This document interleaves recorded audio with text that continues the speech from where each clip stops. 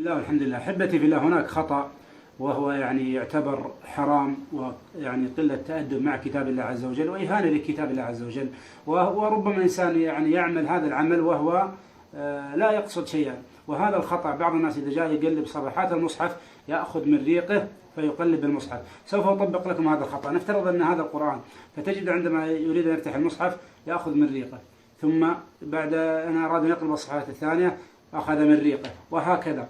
فهذا يأخذ من ريقه ويضعه على كتاب الله، وهذا إهانة للقرآن وهو محرم ولا يجوز، حتى ولو كنت ما تقصد، لكنه العمل محرم.